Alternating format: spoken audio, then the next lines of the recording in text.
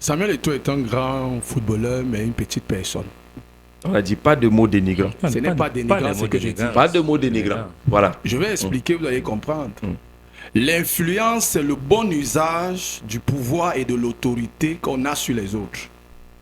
Ça signifie que pour savoir si vous êtes influent, vous devez faire usage bien de l'autorité et du pouvoir. C'est ça qui vous donne la capacité d'être influent. Alors, une personne qui a l'autorité et le pouvoir n'est pas obligée de sanctionner à tout va pour imposer son autorité. Pourquoi? Parce qu'il a une influence positive sur les autres.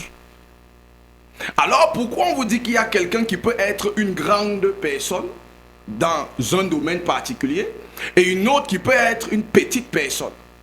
Parce que quand on dit qu'on est un grand joueur et une petite personne, ce n'est pas dénigrant.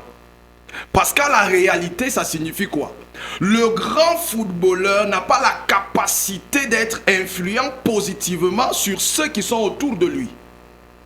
Ça signifie en fait que le fait d'être devenu grand ne lui a pas servi à grand chose au point où il n'est pas à même de pouvoir transmettre ça autour de lui.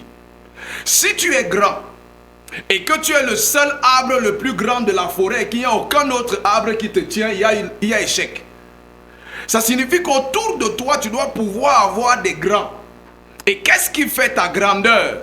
C'est la capacité qu'autour de toi, il y ait ce qu'on appelle ici des épaules solides, c'est-à-dire d'autres grands autour de toi.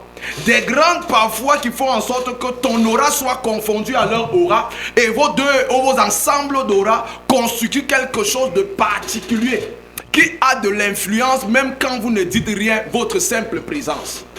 Vous voyez bien aujourd'hui que je vous ai fait un décor de tous les endroits où on retrouve Samuel Eto'o aujourd'hui.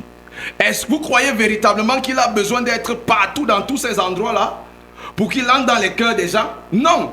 Au Barça, il était loin des Camerounais physiquement, mais il était devant la télé. Tous les Camerounais se réunissaient devant la télé pour le regarder.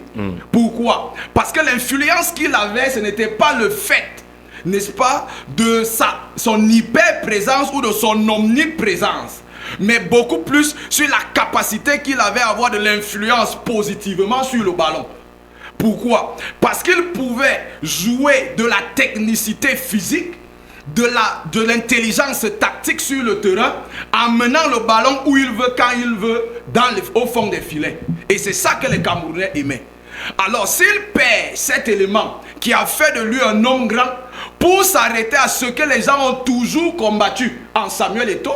Pourquoi? Parce que les gens disent qu'il est un bon footballeur mais un mauvais leader. Partout où il a été leader, c'est arrivé à l'échec.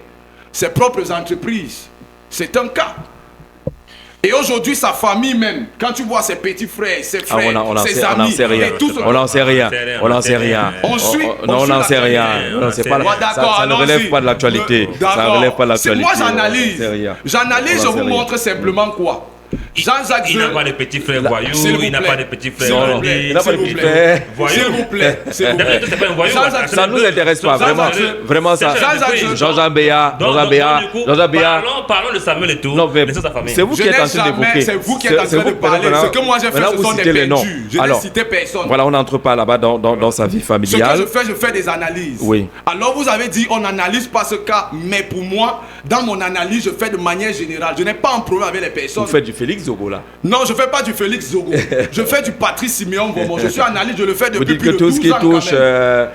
Alors, vous par exemple, vous êtes journaliste. Non, il faut m'amener des... Attendez, on va penser qu'on va me comparer. Non. Voici. Vous êtes journaliste, je vais vous montrer juste une chose. Jean-Jacques Zeu arrive à Capital FM. Oui. Une seconde fois, une deuxième fois. Moi, je ne le connais pas. Je le rencontre au pied de l'immeuble, je monte. Et puis je ne sais même pas que c'est lui qui doit être le présentateur de l'émission Hommage sur la capitale. Que j'assistais déjà Bonga. Et puis on entre en studio, je lui passe un bonjour. Il répond au bonjour, on s'assoit, on se met à travailler. Il prend mon nom, il me pose les premières questions, je réponds et tout et tout. Fin de l'émission, on rit, on sourit, on s'assoit. Et puis il commence à me parler de son métier. Il me parle de ses déboires, de ces choses. Comment vous ne voulez pas que je sois impacté positivement avec cette autre vue intérieure de quelqu'un, mais Je suis le seul à pouvoir découvrir ces choses. On voit le journaliste Jean-Jacques Zeu qui peut influencer beaucoup de personnes. Il y a une autre personne, Jean-Jacques Zeu, à l'intérieur qui influence doublement. Ça signifie que sur le plan professionnel, sur le plan humain et personnalité, il y a une double influence. Gardez la main, on prend d'abord Honoré au téléphone. Allô, bonjour. Oui, bonjour Jean-Jacques. Oui, bienvenue. Oui, bonjour grand Francis Bonga. Bonjour. Oui, bonjour pasteur Simeon Bonga. Bonjour. Bonjour Amanké.